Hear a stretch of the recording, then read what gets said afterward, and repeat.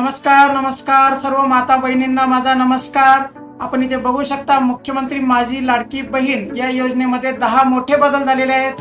तर काय राहणार हे मोठे बदल हे सर्व आपण या व्हिडिओमध्ये कव्हर करणार आहोत। जर आजपर्यंत आपण माझ्या चॅनलला सबस्क्राइब केलेलं नसेल तर सबस्क्राइब करा, जेणेकरून आपल्यापर्यंत अशीच योग्य माहिती मिळत राहील। तर चला चालूया आपल्या व्हिडिओमध्ये।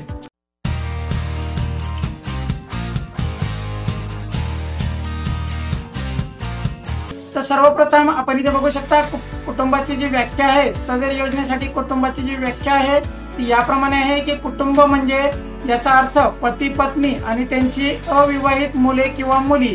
हा सर्वात महत्त्वाचा पॉइंट आहे की आपण घरामधून कोण कोण या कुटुंबामध्ये येतो। जर आपल्याला उत्पन्नाचं सर्टिफिकेट काढायचं असेल तर आपल्याला कुटुंब प्रमुखाचं काढावं लागणार आहे आणि यासाठी अजून काय नवीन बदल झालेले आहेत ते आपण इथे बघणार आहोत। 2 नंबरचा मुद्दा आपण इथे बघू शकता, नवविवाहित महिलेच्या बाबतीत तिचे नाव रेशन कार्डवर लगेचच लावणे शक्य होत नसेल, त्यामुळे विवाह नोंदणी प्रमाणपत्र असलेल्या अशा नवविवाहित महिलेच्या पतीचे रेशन कार्ड हे उत्पन्नाचा दाखला म्हणून ग्राह्य धरण्यात यावा, असा इथे पहिला नवीन पॉइंट निर्माण झालेला आहे। त्यानंतर 3 नंबरचा मुद्दा आपण बघू शकता की परराज्यात जन्म झालेल्या आणि ती सध्या महाराष्ट्रात वास्तव्य असेल अशा महिलेने महाराष्ट्रातील अधिवास असणाऱ्या पुरुषाबरोबर जर विवाह केला तर पतीचे जन्म दाखला, शाळा सोडल्याचे प्रमाणपत्र किंवा अधिवास प्रमाणपत्र ग्राह्य धरण्यात येणार आहे। याशिवाय महिलेच्या पतीचे 15 वर्षापूर्वीचे जर रेशन कार्ड असेल किंवा 15 वर्षापूर्वीचे मतदान कार्ड असेल तर ते देखील इथे ग्राह्य धरले जाणार आहे। 4 नंबर महत्त्वाचा मुद्दा आहे की सदर योजनेचा लाभ घेण्यासाठी पोस्टातील बँक खाते ग्राह्य धरण्यात यावे, असा हा पॉइंट आहे। कारण की बऱ्याच जणांकडे बँक अकाउंट नाहीये किंवा बँक अकाउंट ओपन करायसाठी त्यांना काही अडचणी असतील तर ते पोस्टाद्वारे आपले खाते ओपन करून या स्कीम साठी वापरू शकतात। 5 नंबरचा मुद्दा आपण इथे बघू शकता, जर महिलेने ऑफलाईन फॉर्म भरलेला असेल तर त्यावर लावलेला जो फोटो आहे तो आपण ऑनलाईन अर्जामध्ये दाखल करण्यासाठी ग्राह्य धरण्यात यावा आणि तो फोटो त्यांच्या ऑफलाईन मधून ऑनलाईन कन्वर्ट करताना त्या फॉर्म मध्ये आपण अपलोड करावा। 6 नंबरचा मुद्दा जो आहे तो फार महत्त्वाचा आहे। सदर योजनेअंतर्गत नागरी व ग्रामीण भागातील बालवाडी सेविका किंवा अंगणवाडी सेविका, त्यांचे समूह संघटक, मदत कक्ष प्रमुख, आशा सेविका किंवा सेतू सुविधा केंद्र आणि आपले सरकार केंद्र यांना पात्र महिलांचे अर्ज भरून घेण्यासाठी प्राधिकृत करण्यात आलेले आहे।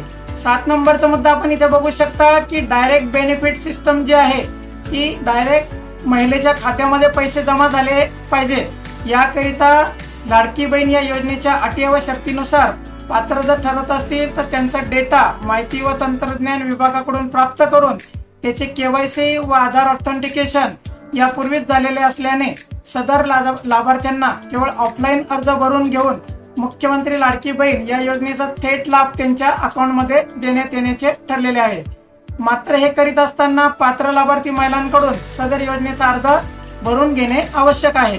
यामध्ये 8 नंबरचा मुद्दा आहे की गाव पातळीचे ग्रामसेवक, कृषी सहाय्यक, तलाठी, अंगणवाडी सेविका, आशा सेविका, ग्राम रोजगार सेवक व अन्य ग्रामस्तरीय कर्मचारी जे आहे यांची ग्रामस्तरीय समिती स्थापन करण्यात यावी। महिलांचे ऑफलाईन फॉर्म भरून घ्यायचे आहे आणि त्याला नंतर ऍपवर ऑफलाईन मधून ऑनलाईन मध्ये कन्वर्ट करायचे आहे।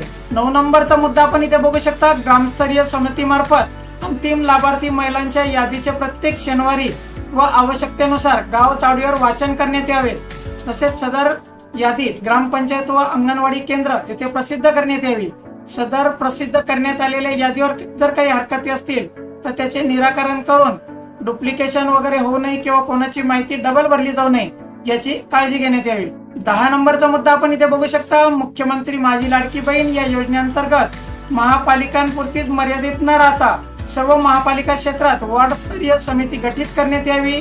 तर याप्रमाणे हे महत्त्वाचे 10 आपण पॉइंट्स बघितले, जे काही याच्यामध्ये मोठे बदल झालेले आहेत। हे बदल आपल्याला निश्चितच फायदा देतील। जास्तीत जास्त महिलांपर्यंत हा मुख्यमंत्री लाडकी बहीण योजना पोहोचावा असं शासनाचं जे धोरण आहे त्यासाठी आपण सर्व महिलांनी हा फॉर्म भरायचा आहे।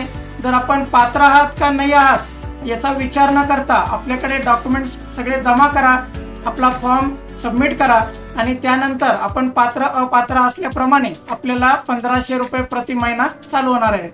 तर याप्रमाणे मी माहिती देत असतो। याच प्रकारच्या माहितीसाठी माझ्या चॅनल बरोबर बनून राहा, सबस्क्राईब करा, जेणेकरून आपल्यापर्यंत योग्य आणि अचूक माहिती मिळत राहील। धन्यवाद।